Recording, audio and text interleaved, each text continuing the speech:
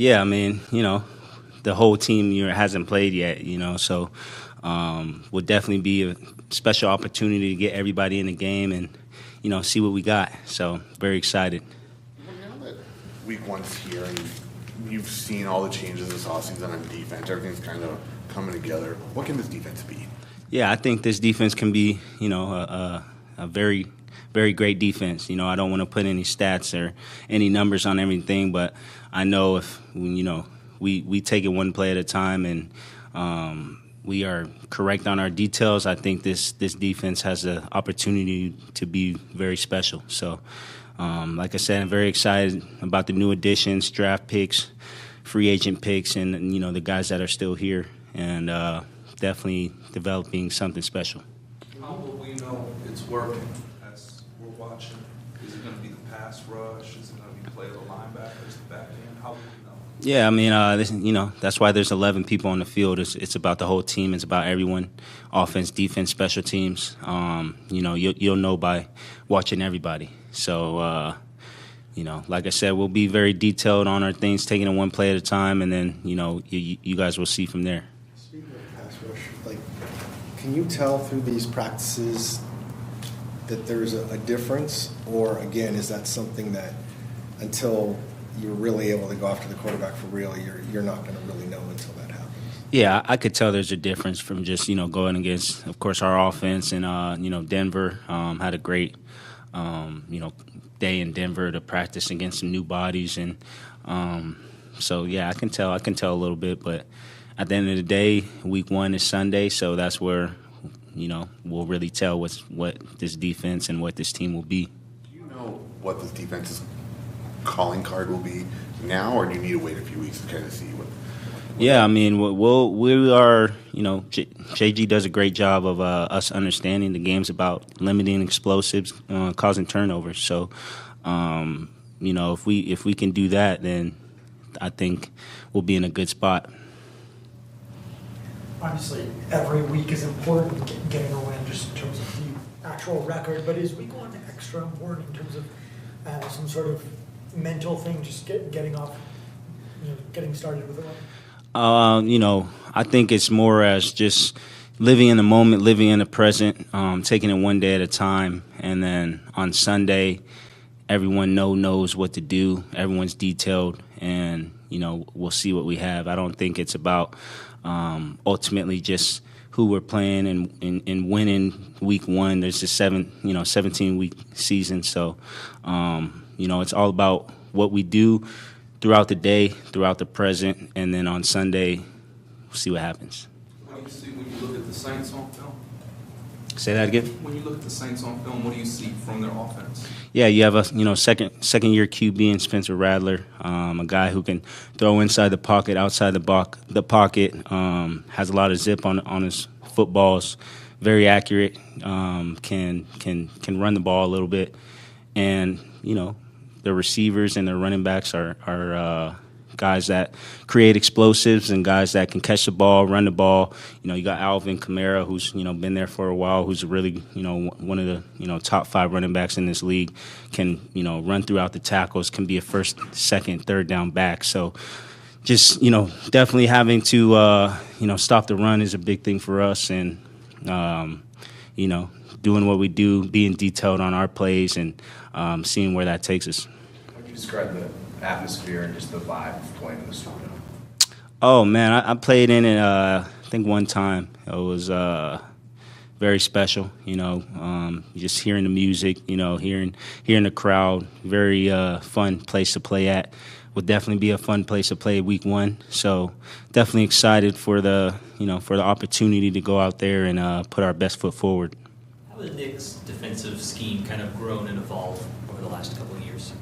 Yeah, I mean he's gotten great at doing what he does, and with the additions, of course, we're able to do a little more things. So just having that understand for the players to know what we're supposed to do, and that's what OTAs was for, to know the little intricate details of why we're calling each call and the reasoning, and giving everybody their details on what they have to do with each and every call. And I think, we're at that point where, the DBs or the corners know now what certain other players do instead of just the corners knowing their job, or instead of just the linebackers knowing their job and the D-line's job, they kind of know DB's job as well. So just everyone coming together and understanding each job, but also understanding your job, play in and play out. I definitely think that's going to help us as a team, as a defense. Why is it important for you to understand everyone else's job on the defense? Yeah, just, understanding where your help is. It's a game with 11 people.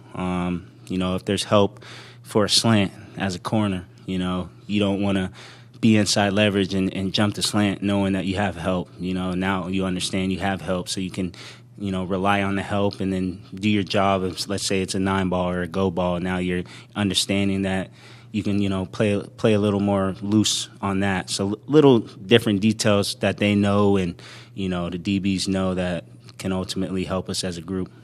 Nick and Gigi talk a lot about understanding the why behind the importance of players understanding the why. Is that related to what you were just talking about, or kind of why is it important to understand why things are happening rather than just understanding your side? Yeah, it's important. Why? Because it gives guys the ability to play fast and the ability to know that person's job to ultimately help their job. If I'm a safety and I'm supposed to be outside leverage, and I know I have Mac as a middle helper, why would I be inside leverage and let it outgo for 8-7 yards? That for me, that's just understanding each and every person's job. I know he's right inside. I know I can play outside leverage, and I know if I get this 7 cut, if I get it out, I could jump it because he's my help. So just little details like that ultimately helps us play faster, helps us not have to feel like we're covering everything, and just playing football fast. Was this your 9th week one? Yeah. Still get excited for it? Same jitters as 8 years ago? Yeah. Very excited. If not more. Just having the ability to, of course, understand my job, but understand everybody else's job, and definitely helps me as a player, but also can help other players and communicate that. And I still get those jitters, excitement. I don't really get nervous. I never really got nervous. I thought that was kind of weird for me, but I just get very excited, and I trust in the grind each and every day and each and every week. And on Sundays, I just try to play fast and bring that along with everyone else. You have a young corner like Will, who's going to get a lot of playing time starting Sunday.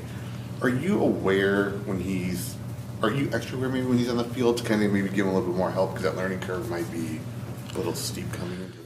Yeah, I think Will's a great rookie, great player. He understands it. He sits next to me in meeting rooms, so I definitely try to question him or ask him if he has any questions, because as a rookie, you don't really want to slow down the pace of meetings. You kind of might not want to ask this question. You might know it, but you don't really know it. So, I might just ask him. If he stutters, I might ask the coach, "Oh, what is this?" So he's a very smart player, though. Very excited for him. A guy who came from Michigan, came from playing big games, and just told him this it's the NFL.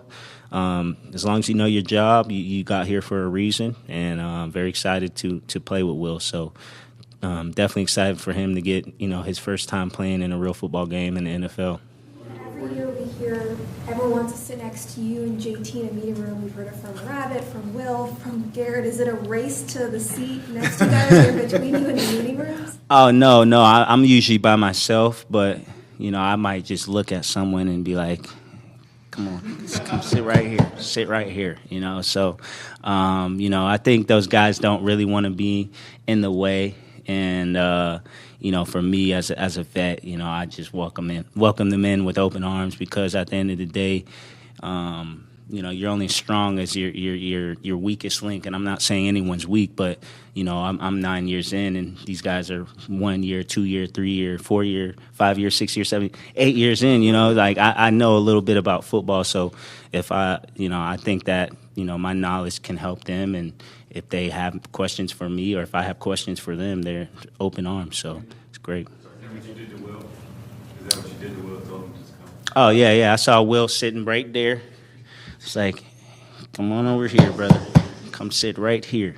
So yeah, he you know, we have the same agent too. So you know, being able to text him when he got drafted and just tell him I was excited for him to be here is special. So like I said, he's a great player. Very excited for him to play his first NFL game. When you call a player to sit next to you, is that their seat for the whole year or just that one meeting? Oh no, it's their seat for the year. You know, a couple years ago it was Star.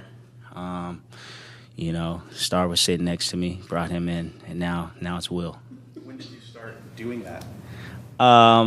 You know, at the time when Dennis Gardeck, he sat next to me. So when he was gone, no one was really sitting next to me anymore. So that's when I kind of just brought certain guys in. Do you plan for like addressing the team, whether it's in the hotel before the game, on the field before the game, or are those more spontaneous kind of? Yeah, I think they're more spontaneous out of me, just however I'm feeling. You know, that's I feel like for me, that's how I kind of am able to communicate, more spontaneous. I don't want them to think that, oh, okay, Budda's talking, have them to know early. It's kind of just whatever I'm feeling, you know, I might just communicate it. Budda, before you met JG, did you ever use the phrase no? No, not at all. You know, not at all. But now that he's here, and you know, it's a great saying actually. You know, some people know it. You know, some people know it. You know, so you know when you say it, you know, you understand. You know. Like it reminds me of like when I was in a test or something. It's like I know this question, but do I know it? And it's like which one, A, B, or C? It's one of those situations. So as long as we know it, I think, you know, I see that question. Oh, it's that one for sure. You know, that's what it is. Using that like in daily life, like just outside at home or something. I know this or something like that. Not really. Yeah, not really. You know, I know I'm supposed to take the trash out. You know, like, nah, not really. I know it's Monday. Is it trash day? Oh, it is trash day, you know. So. You've talked a lot about how much you like playing in Nick's defense and the confusion that it creates for opposing offenses. Can you ever see during the game the confusion that it's creating for offenses? Like, can you look at the opposing quarterback and go, he's confused right now? Oh, yeah, most definitely, yeah. I mean, I'm always in the back, but sometimes when I'm down at the line of scrimmage and, you know, I hear guys and they're not calling me 3, they're calling me Budda. It's like, oh, watch Budda, and I'm just laughing because I'm not even a part of this. But I hope you guys scan and look at me and give D lineman a one-on-one situation. So I love to, you know, kind of mess with offensive players. And even if, you know, there's someone jumps off sides and, you know, I'm talking to the QB's asking me, were you supposed to blitz there? I'm like, yeah. And I'm not, you know, so just little things and, you know, just loving playing this game. We always hear JG talking about known unknowns. Is there a challenge in week one when there's a brand new head coach there? Obviously, Kamara and Spencer have been there, but coming in. Yeah, exactly. It's a big challenge, you know, just being able to have to, as a player, you know, knowing that last year's Saints offense, they have some same personnel, but it's totally different formations and calls and a totally different OC. So having to go back and watch various films from where, you know, the head coach / OC has been. So having to kind of watch a bunch of different film, whether that's Dallas, you know, Chargers, Philly, Saints for, you know, the player personnel. But yeah, it's very difficult as a defense to, you know, go in on a week one and understand that these are totally different, you know, calls that we're going to be getting. So watching last year's film isn't really about the formations. It's about more personnel from the Saints, and then watching other film for possibly little tells on, you know, personnel and formations from other teams.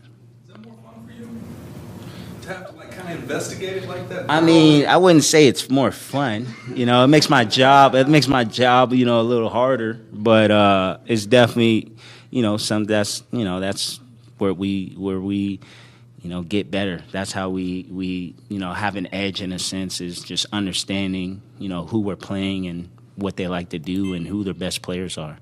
Is it a kind of an educated guessing game in a sense where, like, he likes to do this, this is his... Yeah, I mean, that's every week. That's every week. It's an educated guessing game. Our coaches do a great job in watching film and giving us the whys on what we're doing and why we're doing it. But at the end of the day, they could be doing something totally different, and we have to adapt and go about our rules the way that we're supposed to, whatever calls that we have. So, it's all about being adapt and being able to correct the things on the sideline as well, because we could be watching all this film and they could be doing something totally different, and that's when we have to go about our rules and each and every play. So, yeah. How does that happen when you prepare something for something very specific, and then that just doesn't happen? You're kind of like, we just wasted all that. Yeah, knock on wood with Nick. I mean, it really hasn't happened much.